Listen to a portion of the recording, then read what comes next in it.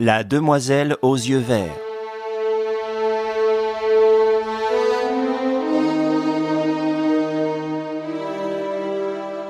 D'après Maurice Leblanc.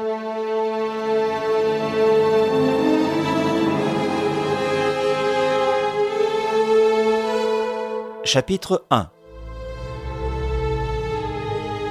Et l'Anglaise aux yeux bleus.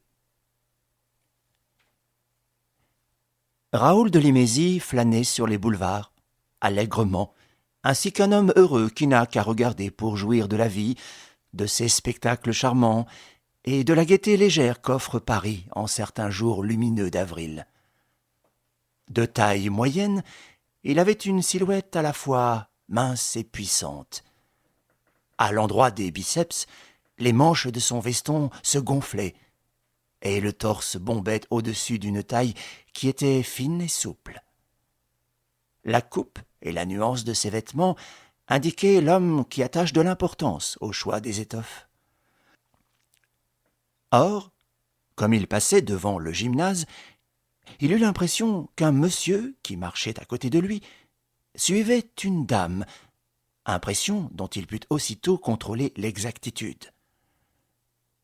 Rien ne semblait à Raoul plus comique et plus amusant qu'un monsieur qui suit une dame. Il suivit donc le monsieur qui suivait la dame, et tous les trois, les uns derrière les autres, à des distances convenables, ils déambulèrent le long des boulevards tumultueux. Il fallait toute l'expérience du baron de Limézy pour deviner que ce monsieur suivait cette dame, car ce monsieur mettait une discrétion de gentleman à ce que cette dame ne s'en doutât point. Raoul de Limézy fut aussi discret, et, se mêlant aux promeneurs, pressa le pas pour prendre une vision exacte des deux personnages. Vu de dos, le monsieur se distinguait par une raie impeccable, qui divisait des cheveux noirs et pommadés, et par une mise également impeccable, qui mettait en valeur de larges épaules et une haute taille. Vu de face, il exhibait une figure correcte, munie d'une barbe soignée et d'un teint frais et rose. 30 ans peut-être. De la certitude dans la marche, de l'importance dans le geste, de la vulgarité dans l'aspect, des bagues aux doigts, un bout d'or à la cigarette qu'il fumait. Raoul se hâta. La dame, grande, résolue, d'allure noble, posait d'aplomb sur le trottoir des pieds d'anglaise que rachetaient des jambes gracieuses et des chevilles délicates. Le visage était très beau, éclairé par d'admirables yeux bleus et par une masse lourde de cheveux blonds. Les passants s'arrêtaient et se retournaient. Elle semblait indifférente à cet hommage spontané de la foule. « Fichtre !» pensa Raoul. « Quelle aristocrate ! Elle ne mérite pas le pommadé qui la suit. Que veut-il ? Mari jaloux, prétendant évincé, ou plutôt bellâtre en quête d'aventure ? Oui, ça doit être cela. Le monsieur a tout à fait la tête d'un homme à bonne fortune et qui se croit irrésistible. » Elle traversa la place de l'Opéra sans se soucier des véhicules qui l'encombraient. Un camion voulut lui barrer le passage. Posément, elle saisit les rênes du cheval et l'immobilisa. Furieux, le conducteur sauta de son siège et l'injuria de trop près. Elle lui décocha sur le nez un petit coup de poing qui fit jaillir le sang. Un agent de police réclama des explications. Elle lui tourna le dos et s'éloigna paisiblement. Rue Aubert, deux gamins se battant, elle les saisit au collet et les envoya rouler à 10 pas. Puis elle leur jeta 2 pièces d'or. Boulevard Haussmann, elle entra dans une pâtisserie et Raoul vit de loin qu'elle s'asseyait devant une table. Le monsieur qui la suivait n'entrant pas, il y pénétra et prit place de façon qu'elle ne put le remarquer. Elle se commanda du thé et 4 toasts qu'elle dévora avec des dents qui étaient magnifiques. Ses voisins la regardaient. Elle demeurait imperturbable et se fit apporter 4 nouveaux toasts. Mais une autre jeune femme, attablée plus loin, attirait aussi la curiosité. Blonde comme l'anglaise, avec des bandeaux ondulés, moins richement vêtue, mais avec un goût plus sûr de parisienne. Elle était entourée de 3 enfants pauvrement habillés, à qui elle distribuait des gâteaux et des verres de grenadine. Elle les avait rencontrés à la porte et les régalait pour la joie évidente de voir leurs yeux s'allumer de plaisir et leurs joues se barbouiller de crème. Ils n'osaient parler et s'empiffraient à plein gosier. Mais, plus enfant qu'eux, elle s'amusait infiniment et bavardait pour eux tous. « Qu'est-ce qu'on dit à la demoiselle ? Plus haut. Je n'ai pas entendu. Ah non, je ne suis pas une madame. On doit me dire « Merci, mademoiselle ». Raoul de Limézy fut aussitôt conquis par 2 choses. La gaieté heureuse et naturelle de son visage et la séduction profonde de 2 grands yeux verts, couleur de jade, striés d'or, et dont on ne pouvait détacher son regard quand on l'y avait une fois fixé. De tels yeux sont d'ordinaire étranges, mélancoliques ou pensifs, et c'était peut-être l'expression habituelle de ceux-là. Mais ils offraient en cet instant le même rayonnement de vie intense que le reste de la figure, que la bouche malicieuse, que les narines frémissantes et que les joues aux fossettes souriantes. Joie extrême ou douleur excessive. Il n'y a pas de milieu pour ces sortes de créatures, se dit Raoul, qui sentit en lui le désir soudain d'influer sur ses joies ou de combattre ses douleurs. Il se retourna vers l'Anglaise. Elle était vraiment belle, d'une beauté puissante, faite d'équilibre, de proportion et de sérénité. Mais la demoiselle aux yeux verts, comme il l'appela, le fascinait davantage. Si on admirait l'une, on souhaitait de connaître l'autre et de pénétrer dans le secret de son existence. Il hésita pourtant, lorsqu'elle eut réglé son addition et qu'elle s'en fut avec les 3 enfants. La suivrait-il ? Ou resterait-il ? Qui l'emporterait ? Les yeux verts ? Les yeux bleus ? Il se leva précipitamment, jeta de l'argent sur le comptoir et sortit. Les yeux verts l'emportaient.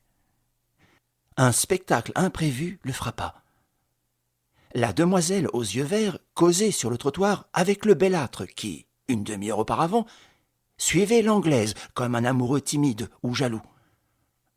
Conversation animée, fiévreuse de part et d'autre, et qui ressemblait plutôt à une discussion. Il était visible que la jeune fille cherchait à passer, et que le bellâtre l'en empêchait.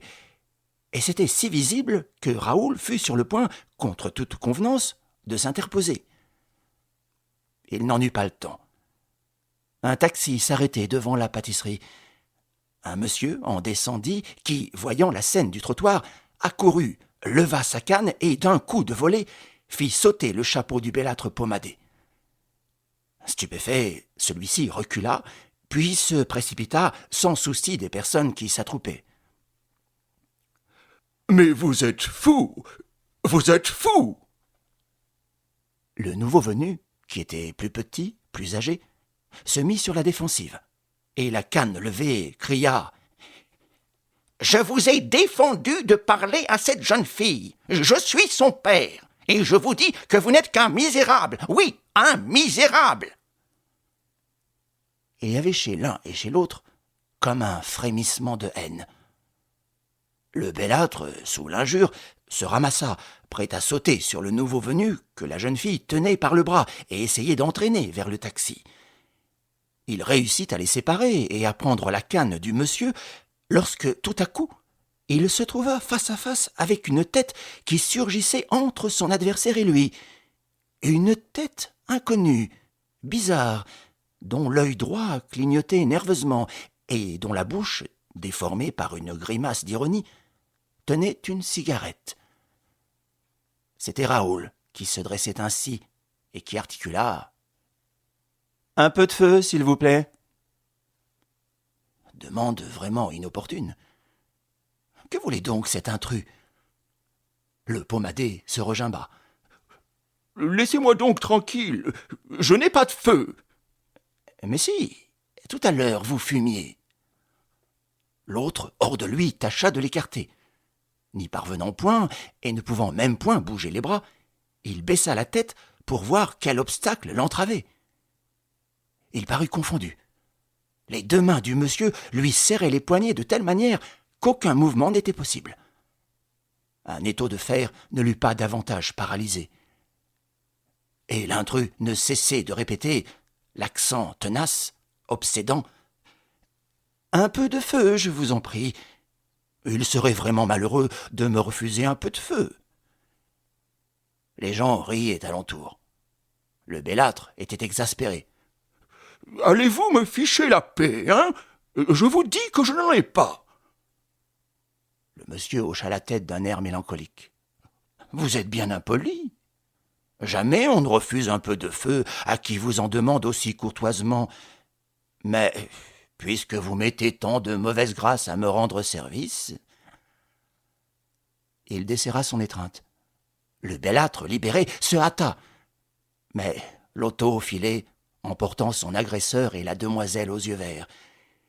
Et il fut aisé de voir que l'effort du pommadé serait vain. Raoul le regarda courir. « Me voilà bien avancé. Je fais le Don Quichotte en faveur d'une belle inconnue aux yeux verts, et elle s'esquive, sans me donner son nom et son adresse. Impossible de la retrouver. Alors il décida de retourner vers l'Anglaise. Elle s'éloignait justement, après avoir assisté sans doute à l'esclandre. Il la suivit. Raoul de Limézy se trouvait à l'une de ces heures où la vie est en quelque sorte suspendue entre le passé et l'avenir. Un passé pour lui rempli d'événements, un avenir qui s'annonçait pareil. Au milieu, rien.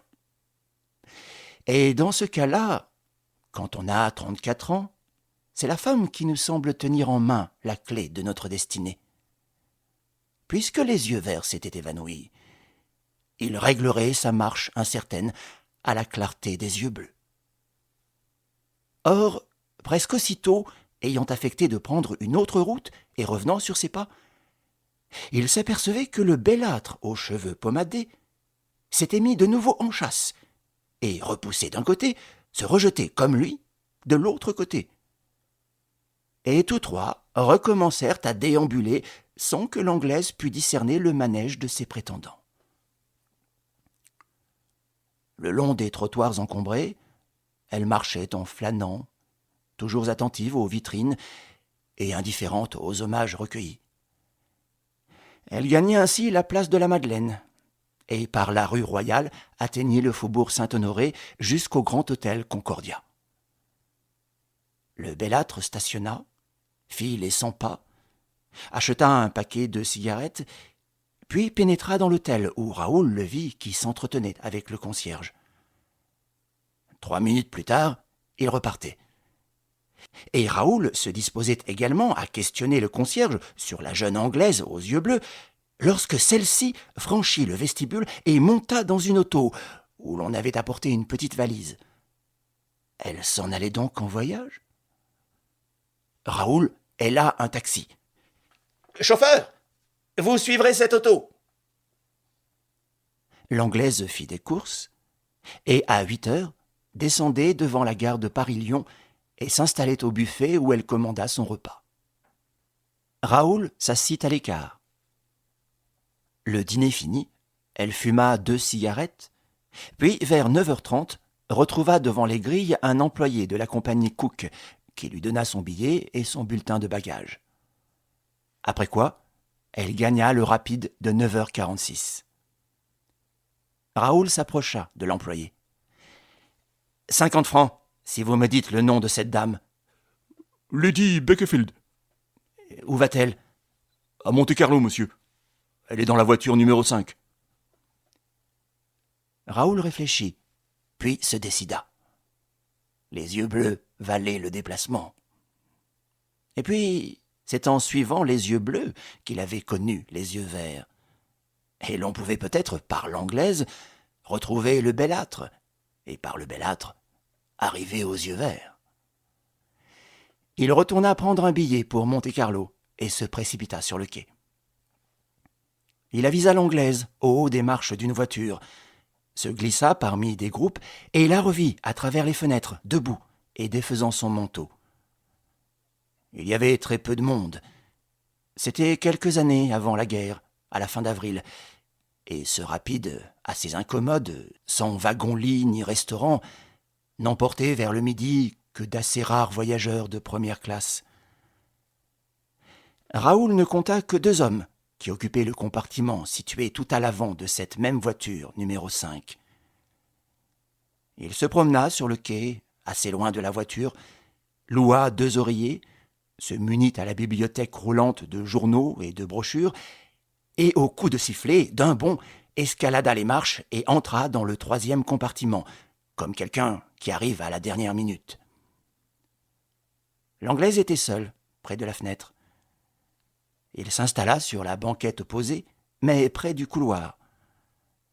Elle leva les yeux, observa cet intrus qui n'offrait même point la garantie d'une valise ou d'un paquet, et sans paraître s'émouvoir, se remit à manger d'énormes chocolats dont elle avait, sur ses genoux, une boîte grande ouverte. Un contrôleur passa et poinçonna les billets.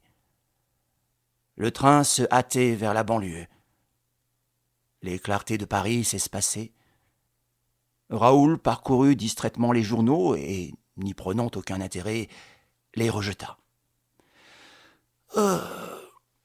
Pas d'événement, aucun crime sensationnel. Combien cette jeune personne est plus captivante. Le fait de se trouver seul dans une petite pièce close, avec une inconnue, surtout jolie, de passer la nuit ensemble et de dormir presque côte à côte, lui avait toujours paru une anomalie mondaine dont il se divertissait fort. Aussi était-il bien déterminé à ne pas perdre son temps en lecture, méditation ou coup d'œil furtif. Il se rapprocha d'une place. L'anglaise dut évidemment deviner que son compagnon de voyage se disposait à lui adresser la parole, et elle ne s'en émut pas plus qu'elle ne s'y prêta. Il fallait donc que Raoul fît à lui seul tout l'effort d'entrer en relation. Cela ne le gênait pas, et il le fit d'un ton infiniment respectueux. Quelle que soit l'incorrection de ma démarche, je vous demanderai la permission de vous avertir d'une chose qui peut avoir pour vous de l'importance. Puis-je me permettre quelques mots ? Elle choisit un chocolat et, sans tourner la tête, répondit d'un petit ton bref. « S'il ne s'agit que de quelques mots, monsieur. Oui. »« Voici, madame. »« Mademoiselle. »« Voici, mademoiselle. Je sais, par hasard, que vous avez été suivie toute la journée, d'une manière équivoque, par un monsieur qui se cache de vous, et votre démarche est en effet d'une incorrection qui m'étonne de la part d'un Français. Vous n'avez pas mission de surveiller les gens qui me suivent. C'est que celui-ci m'a paru suspect. Celui-ci que je connais et qui s'est fait présenter à moi l'année dernière, Monsieur Marescal, a tout au moins la délicatesse de me suivre de loin et de ne pas envahir mon compartiment. Raoul fut piqué au vif. Bravo, mademoiselle. Le coup est direct. Je n'ai plus qu'à me taire. Vous n'avez plus qu'à vous taire, en effet, jusqu'à la prochaine station, où je vous conseille de descendre. 1000 regrets. Mes affaires m'appellent à Monte-Carlo. Elles vous y appellent depuis que vous savez que j'y vais. Non, mademoiselle, mais depuis que je vous ai aperçu, tantôt, dans une pâtisserie, boulevard Haussmann. Inexact, monsieur. Votre admiration pour une jeune personne aux magnifiques yeux verts vous eût certainement entraîné dans son sillage si vous aviez pu la rejoindre après le scandale qui s'est produit. Ne le pouvons pas. Vous vous êtes lancé sur mes traces. D'abord jusqu'à l'hôtel Concordia, comme l'individu dont vous me dénoncez le manège, puis jusqu'au buffet de la gare. Raoul s'amusait franchement. « Je suis flatté qu'aucun de mes faits et gestes ne vous ait échappé, mademoiselle. »« Rien ne m'échappe, monsieur. »« Je m'en rends compte. Pour un peu, vous me diriez mon nom. »« Raoul de Lémézy, explorateur, de retour du Tibet et de l'Asie centrale. » Raoul ne dissimula pas son étonnement. « De plus en plus flatté. Vous demanderai-je par suite de quelle enquête ? » ?»« Aucune enquête. Mais quand une dame voit un monsieur se précipiter dans son compartiment à la dernière minute, et sans bagage, elle se doit à elle-même d'observer. Or, vous avez coupé 2 ou 3 pages de votre brochure avec une de vos cartes de visite. J'ai lu cette carte, et je me suis rappelé une interview récente où Raoul de Lémézy racontait sa dernière expédition. C'est simple. Très simple. Mais il faut avoir de rudes yeux. Les miens sont excellents. Pourtant, vous n'avez pas quitté du regard votre boîte de bonbons. Vous en êtes au 18e chocolat. Je n'ai pas besoin de regarder pour voir, ni de réfléchir pour deviner. Pour deviner quoi, en l'occurrence ? Pour deviner que votre nom véritable n'est pas Raoul de Lémézy. Pas possible. Sans quoi, monsieur, les initiales qui sont au fond de votre chapeau ne seraient pas un H et un V, à moins que vous ne portiez le chapeau d'un ami. Raoul commençait à s'impatienter. Il n'aimait pas que dans un duel qu'il soutenait, l'adversaire eût constamment l'avantage. Et que signifient ce H et ce V, selon vous ? Elle croqua son 19e chocolat.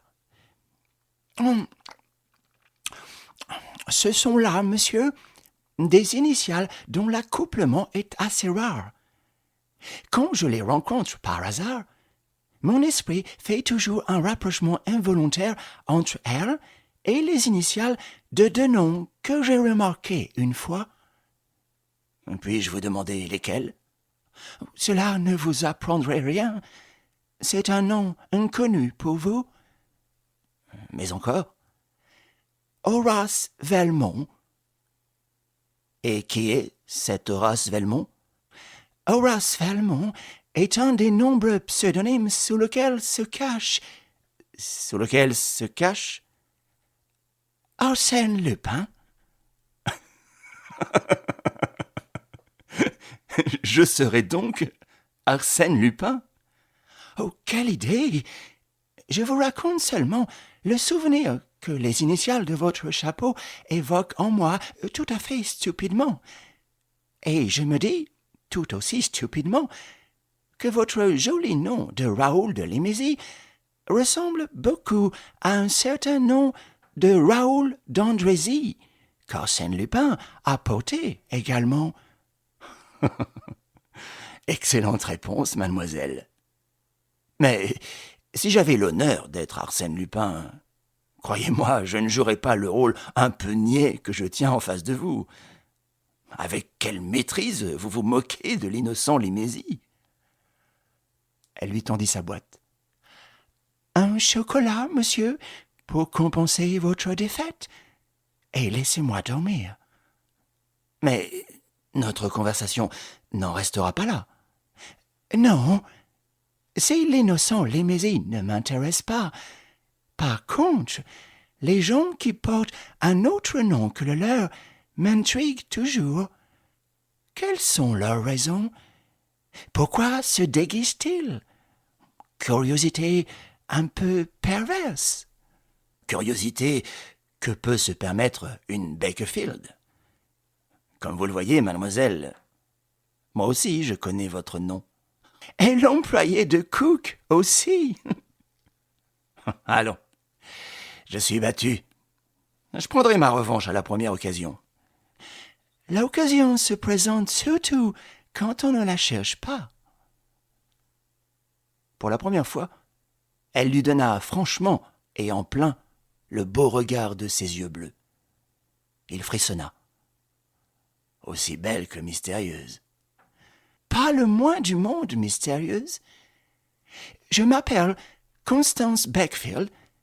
Je rejoins à Monte-Carlo mon père, Lord Bakefield, qui m'attend pour jouer au golf avec lui. En dehors du golf, dont je suis passionné comme de tous les exercices, j'écris dans les journaux pour gagner ma vie et garder mon indépendance. Mon métier de reporter me permet ainsi d'avoir des renseignements de première main sur tous les personnages célèbres, hommes d'État, généraux, chefs et chevaliers d'industrie, grands artistes et illustres cambrioleurs. Je vous salue, monsieur. Déjà, elle refermait sur son visage les deux extrémités d'un châle, enfouissait sa tête blonde dans le creux d'un oreiller, jetait une couverture sur ses épaules et allongeait les jambes sur la banquette. Raoul, qui avait tressailli sous la pointe de ce mot de cambrioleur, jeta quelques phrases qui ne portèrent point. Il se heurtait à une porte close.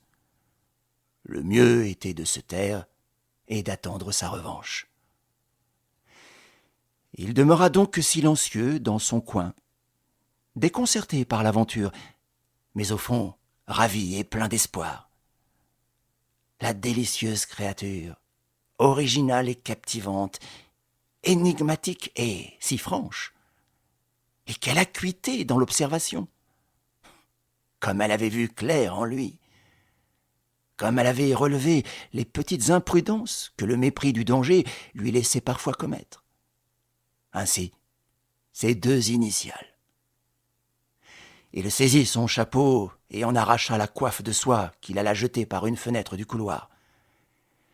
Puis il revint prendre place au milieu du compartiment, se cala aussi entre ses deux oreillers et rêvassa nonchalamment. La vie lui semblait charmante. Il était jeune, des billets de banque facilement gagnés garnissaient son portefeuille. 20 projets d'exécution certaines et de rapports fructueux fermentaient en son ingénieux cerveau. Et le lendemain matin, il aurait en face de lui le spectacle passionnant et troublant d'une jolie femme qui s'éveille. Il y pensait avec complaisance. Dans son demi-sommeil, il voyait les beaux yeux bleus couleur du ciel. Chose bizarre, il se teintait peu à peu de nuances imprévues et devenait vert, couleur des flots. Il ne savait plus trop si c'était ceux de l'anglaise ou de la parisienne qui le regardaient dans ce demi-jour indistinct. La jeune fille de Paris lui souriait gentiment. À la fin, c'était bien elle qui dormait en face de lui. Et un sourire aux lèvres, la conscience tranquille, il s'endormit également. Les songes d'un homme dont la conscience est tranquille et qui entretient avec son estomac des relations cordiales ont toujours un agrément que n'atténuent même pas les chaos du chemin de fer. Raoul flottait béatement dans des pays vagues où s'allumaient des yeux bleus et des yeux verts. Et le voyage était si agréable qu'il n'avait pas pris la précaution de placer en dehors de lui, et pour ainsi dire en faction, comme il le faisait toujours, une petite partie de son esprit. Ce fut un tort. En chemin de fer, on doit toujours se méfier, principalement lorsqu'il y a peu de monde. Il n'entendit donc point s'ouvrir la porte de la passerelle à soufflet qui servait de communication avec la voiture précédente, voiture numéro 4, ni s'approcher à pas de loup 3 personnages masqués de cagoules et vêtus de longues blouses grises qui firent halte devant son compartiment. Autre tort, il n'avait pas voilé l'ampoule lumineuse. S'il l'eût voilée à l'aide du rideau, les individus eussent été contraints d'allumer pour accomplir leur funeste dessein, et Raoul se fut réveillé en sursaut. De sorte que, en fin de compte, il n'entendit ni ne vit rien. Un des hommes, revolver au poing, demeura comme une sentinelle dans le couloir. Les 2 autres, en quelques signes, se partagèrent la besogne et tirèrent de leurs poches des casse-têtes. L'un frapperait le premier voyageur, l'autre celui qui dormait sous une couverture. L'ordre d'attaque se donna à voix basse, mais, si bas que ce fût, Raoul en perçut le murmure, se réveilla et instantanément raidit ses jambes et ses bras. Parade inutile. Le casse-tête s'abattait sur son front et l'assommait.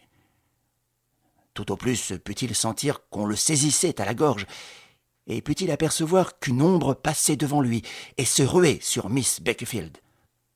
Dès lors, ce fut la nuit, les ténèbres épaisses, où, perdant pied comme un homme qui se noie, il n'eut plus que ces impressions incohérentes et pénibles qui remontent plus tard à la surface de la conscience, et avec lesquelles la réalité se reconstitue dans son ensemble. On le ligota, on le bâillonna énergiquement, et on lui enveloppa la tête d'une étoffe rugueuse. Ses billets de banque furent enlevés. « Bonne affaire. Mais tout ça, c'est des hors-d'œuvre. As-tu ficelé l'autre ? Le coup de matraque a dû l'étourdir. » Il faut croire que le coup n'avait pas étourdi l'autre suffisamment, et que le fait d'être ficelé ne lui convenait pas, car il y eut des jurons, un bruit de bousculade, une bataille acharnée qui remuait toute la banquette, et puis des cris de femmes. « Crénon, en voilà une garce. Elle griffe, elle mord. Mais dis donc, tu la reconnais, toi ? Dom, c'est plutôt à toi de le dire. Que je la fasse taire d'abord. » Il employa de tels moyens qu'elle se tut, en effet, peu à peu. Les cris s'atténuèrent, devinrent des hoquets, des plaintes. Elle luttait, cependant, et cela se passait tout contre Limésie, qui sentait, comme dans un cauchemar, tous les efforts de l'attaque et de la résistance. Et subitement, cela prit fin. Une 3e voix, qui venait du couloir, celle de l'homme en faction évidemment, ordonna sur un ton étouffé. « Halte ! Mais lâchez-la donc ! Et vous l'avez toujours pas tuée, hein ? Ma foi, j'ai bien peur. En tout cas, on pourrait la fouiller. Halte et silence, nom de Dieu !» Les 2 agresseurs sortirent. On se querella et on discuta dans le couloir. Et Raoul, qui commençait à se ranimer et à bouger, surprit ces mots. « Oui, plus loin. Le compartiment du bout. Et vivement. Le contrôleur pourrait venir. » Un des 3 bandits se pencha sur lui. « Toi, si tu remues, t'es mort. Tiens-toi tranquille. » Le trio s'éloigna vers l'extrémité opposée, où Raoul avait remarqué la présence de 2 voyageurs. Déjà, il essayait de desserrer ses liens, et, par des mouvements de mâchoire, de déplacer son bâillon. Près de lui, l'Anglaise gémissait de plus en plus faiblement, ce qui le désolait. De toutes ses forces, il cherchait à se libérer, avec la crainte qu'il ne fût trop tard pour sauver la malheureuse. Mais ses liens étaient solides et durement noués. Cependant, l'étoffe qui l'aveuglait, mal attachée, tomba soudain. Il aperçut la jeune fille à genoux, les coudes sur la banquette, et le regardant avec des yeux qui n'y voyaient pas. Au loin, des détonations claquèrent.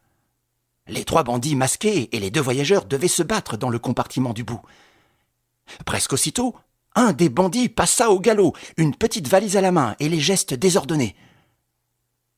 Depuis 1 ou 2 minutes, le train avait ralenti. Il était possible que des travaux de réparation effectués sur la voie retardaient sa marche.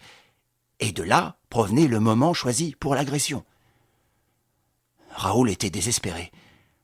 Tout en se raidissant contre ces cordes impitoyables, il réussit à dire à la jeune fille, malgré son bâillon, Tenez bon, je vous en prie. Je vais vous soigner. Mais qu'y a-t-il? Qu'éprouvez-vous? Les bandits avaient dû serrer outre mesure la gorge de la jeune fille et lui briser le cou, car sa face, tachetée de plaques noires et convulsée, présentait tous les symptômes de l'asphyxie. Raoul eut la notion immédiate qu'elle était près de mourir. Elle haletait et tremblait des pieds à la tête. Son buste se ploya vers le jeune homme. Il perçut le souffle rauque de sa respiration, et parmi des râles d'épuisement, quelques mots qu'elle bégayait en anglais. « Sir, listen to me. I'm beyond all hope. » Ce qui signifiait « Monsieur, écoutez-moi, je suis perdu. » « Mais non, essayez de vous relever, d'atteindre la sonnette d'alarme. » Elle n'avait pas de force. Et aucune chance ne restait pour que Raoul parvînt à se dégager, malgré l'énergie surhumaine de ses efforts. Habitué comme il l'était à faire triompher sa volonté, il souffrait horriblement d'être ainsi le spectateur impuissant de cette mort affreuse. Les événements échappaient à sa domination et tourbillonnaient autour de lui dans un vertige de tempête. Un deuxième individu masqué repassa, chargé d'un sac de voyage et tenant un revolver. Il en venait un troisième par derrière. Là-bas, sans doute, les deux voyageurs avaient succombé, et comme on avançait de plus en plus lentement, au milieu des travaux, les meurtriers allaient s'enfuir tranquillement. Or, à la grande surprise de Limésy, ils s'arrêtèrent net, en face même du compartiment, comme si un obstacle redoutable se dressait tout à coup devant eux. Raoul supposa que quelqu'un surgissait à l'entrée de la passerelle à souffler. Peut-être le contrôleur, au cours d'une ronde. Tout de suite, en effet, il y eut des éclats de voix, puis brusquement, la lutte. Le premier des individus ne put même pas se servir de son arme qui lui échappa des mains.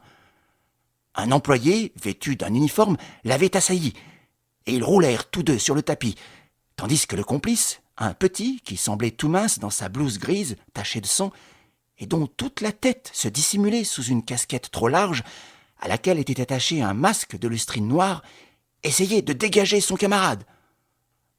Raoul s'écria « Hardi, le contrôleur! Voilà du secours !»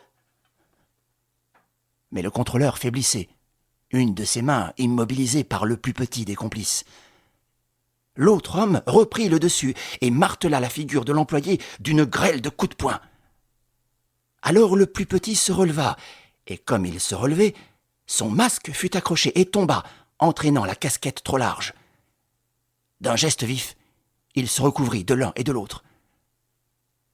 Mais Raoul avait eu le temps d'apercevoir les cheveux blonds et l'adorable visage effaré et livide de l'inconnu aux yeux verts rencontré l'après-midi dans la pâtisserie du boulevard Haussmann. La tragédie prenait fin. Les deux complices se sauvèrent. Raoul, frappé de stupeur, assista sans un mot au long et pénible manège du contrôleur qui réussit à monter sur la banquette et à tirer le signal d'alarme. L'Anglaise agonisait. Dans un dernier soupir, elle balbutia encore des mots incohérents.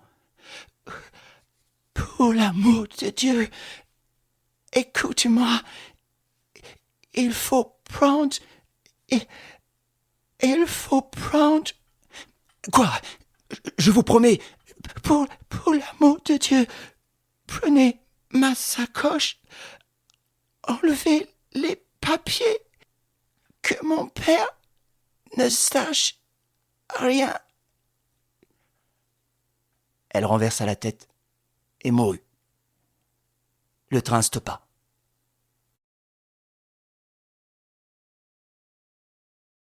Chapitre 2.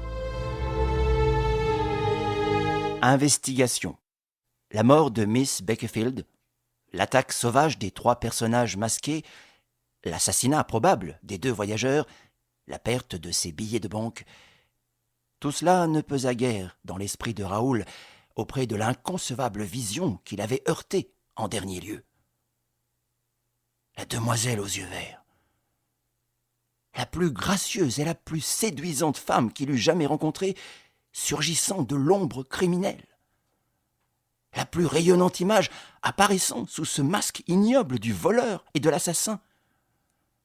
La demoiselle aux yeux de jade, vers qui son instinct d'homme l'avait jeté dès la première minute, et qu'il retrouvait en blouse tachée de sang, avec une face éperdue, en compagnie de deux effroyables meurtriers, et comme eux, pillant, tuant, semant la mort et l'épouvante. Bien que sa vie de grand aventurier, mêlée à tant d'horreur et d'ignominie, lui eût endurci au pire spectacle, Raoul, continuant de l'appeler ainsi, puisque c'est sous ce nom qu'Arsène Lupin joua son rôle dans le drame, Raoul de Limézy demeurait confondu devant une réalité qu'il lui était impossible de concevoir et en quelque sorte d'étreindre. Les faits dépassaient son imagination. Dehors, c'était le tumulte. D'une gare toute proche, la gare de Beaucourt, des employés accouraient, ainsi qu'un groupe d'ouvriers occupés aux réparations de la voie. Il y avait des clameurs. On cherchait d'où venait l'appel. Le contrôleur trancha les liens de Raoul tout en écoutant ses explications, puis il ouvrit une fenêtre du couloir et fit signe aux employés. « Et par ici ! Et par ici !» Puis, se retournant vers Raoul, « Elle est morte, n'est-ce pas, cette jeune femme ?»« Oui, étranglée. Ce n'est pas tout. 2 voyageurs à l'autre extrémité. » Ils allèrent vivement au bout du couloir. Dans le dernier compartiment, 2 cadavres. Aucune trace de désordre. Sur les filets, rien. Pas de valise, pas de colis. À ce moment, les employés de la gare essayaient d'ouvrir la portière qui desservait la voiture de ce côté. Elle était bloquée, ce qui fit comprendre à Raoul les raisons pour lesquelles les 3 bandits avaient dû reprendre le même chemin du couloir et s'enfuir par la première porte. Celle-ci, en effet, fut trouvée ouverte. Des gens montèrent, d'autres sortaient de la passerelle à souffler, et déjà l'on envahissait les 2 compartiments, lorsqu'une voix forte proféra d'un ton impérieux. « Que l'on ne touche à rien. Non, monsieur, laissez ce revolver où il est. C'est une pièce à conviction extrêmement importante. Et puis, il est préférable que tout le monde s'en aille. La voiture va être détachée et le train repart aussitôt. N'est-ce pas, monsieur le chef de gare ?» Dans les minutes de désarroi, il suffit que quelqu'un parle net et sache ce qu'il veut pour que toutes les volontés éparses se plient à cette énergie qui semble celle d'un chef. Or, celui-là s'exprimait puissamment, en homme accoutumé à ce qu'on lui obéisse. Raoul le regarda et fut stupéfait de reconnaître l'individu qui avait suivi Miss Bakerfield et abordé la demoiselle aux yeux verts. L'individu auquel il avait demandé du feu. Bref, le belâtre pommadé, celui que l'Anglaise appelait Monsieur Marescal. Debout à l'entrée du compartiment où gisait la jeune fille, il barrait la route aux intrus et les refoulait vers les portes ouvertes. « Monsieur le chef de gare, vous avez l'obligeance, n'est-ce pas, de surveiller la manœuvre. Emmenez avec vous tous vos employés. Il faudrait aussi téléphoner à la gendarmerie la plus proche, demander un médecin et prévenir le parquet de Romillo. Nous sommes en face d'un crime. Et de 3 assassinats, hein. Et 2 hommes masqués se sont enfuis, et 2 hommes qui m'ont assailli. Je sais. Les ouvriers de la voie ont aperçu des ombres et sont à leur poursuite. Au haut du talus, il y a un petit bois, et la battue s'organise tout autour et le long de la route nationale. S'il y a capture, nous le saurons ici. Il articulait les mots durement, avec des gestes secs et une allure autoritaire. Raoul s'étonnait de plus en plus, et du coup reprenait tout son sang-froid. Que faisait là le pommadé ? Et qu'est-ce qui lui donnait cet aplomb incroyable ? N'arrive-t-il pas souvent que l'aplomb de ces personnages provienne justement de ce qu'ils ont quelque chose à cacher derrière leur façade brillante ? Et comment oublier que Marescal avait suivi Miss Bakefield durant tout l'après-midi, qu'il la guettait avant l'heure du départ, et qu'il se trouvait là, sans doute, dans la voiture numéro 4, à l'instant même où se machinait le crime. D'une voiture à l'autre, la passerelle par où les 3 bandits masqués avaient surgi, et par où l'un des 3, le premier, avait pu retourner. Celui-là, n'était-ce pas le personnage qui, maintenant, crânait et commandait? La voiture s'était vidée. Il ne restait plus que le contrôleur. Raoul essaya de rejoindre sa place. Il en fut empêché. Il s'adressa à Marescal, certain que celui-ci ne le reconnaissait pas. « Comment, monsieur? Comment? Mais j'étais ici, et je prétends y revenir. »« Non, monsieur. Tout endroit où un crime a été commis appartient à la justice, et nul n'y peut pénétrer sans une autorisation. » Le contrôleur s'interposa. « Et ce voyageur fut l'une des victimes de l'attaque. Ils l'ont ligoté et dépouillé. »« Je regrette, mais les ordres sont formels. »« Et quels ordres? » ?»« Les miens. » Raoul se croisa les bras. « Mais enfin, monsieur, de quel droit parlez-vous? Vous êtes là qui nous faites la loi avec une insolence que les autres personnes peuvent accepter, mais que je ne suis pas d'humeur à subir, moi. » Le bellâtre tendit sa carte de visite. « Rodolphe Marescal, commissaire au service des recherches internationales, attaché au ministère de l'Intérieur. » Devant de pareils titres, avait-il l'air de dire, on n'a qu'à s'incliner. « Si j'ai pris la direction des événements, c'est d'accord avec le chef de gare, et parce que ma compétence spéciale m'y autorisait. » Raoul, quelque peu interloqué, se contint. Le nom de Marescal, auquel il n'avait pas fait attention, éveillait subitement dans sa mémoire le souvenir confus de certaines affaires où il lui semblait que le commissaire avait montré du mérite et une clairvoyance remarquable. En tout cas, il eût été absurde de lui tenir tête. « C'est de ma faute. Au lieu d'agir du côté de l'Anglaise et de remplir son dernier vœu, j'ai perdu mon temps à faire de l'émotion avec la fille masquée. Et tout de même, je te repincerai au détour, le pommadé, et je saurai comment il se peut que tu sois dans ce train, à point nommé, pour t'occuper d'une affaire où les 2 héroïnes sont justement les jolies femmes de tantôt. En attendant, filons d'eau. » Et d'un ton de déférence, comme s'il était fort sensible au prestige des hautes fonctions, « Excusez-moi, monsieur, si peu parisien que je sois, puisque j'habite le plus souvent hors de France, votre notoriété est venue jusqu'à moi, et je me rappelle, entre autres, une histoire de boucle d'oreille. » Marescal se rengorgea. « Oui, les boucles d'oreilles de la princesse Laurentini. Ce ne fut pas mal, en effet. Mais nous tâcherons de réussir encore mieux aujourd'hui.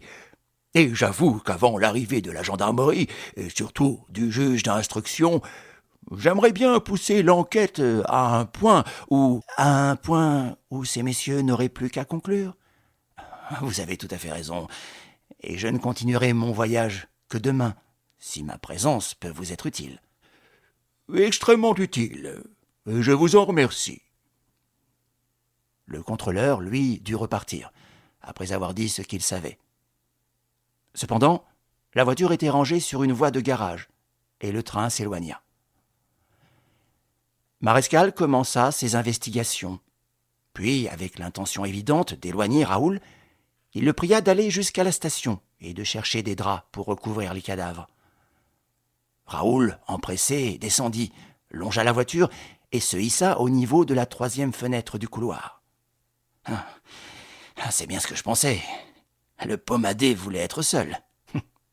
Quelques petites machinations préliminaires. Marescal, en effet, avait un peu soulevé le corps de la jeune Anglaise et entr'ouvert son manteau de voyage. Autour de sa taille, il y avait une petite sacoche de cuir rouge. Il dégrafa la courroie, prit la sacoche et l'ouvrit. Elle contenait des papiers, qu'il se mit à lire aussitôt. Raoul, qui ne le voyait que de dos et ne pouvait ainsi juger, d'après son expression, ce qu'il pensait de sa lecture, partit en grommelant. « T'auras beau te presser, camarade, je te rattraperai toujours avant le but. Ces papiers m'ont été légués et nul autre que moi n'a droit sur eux. »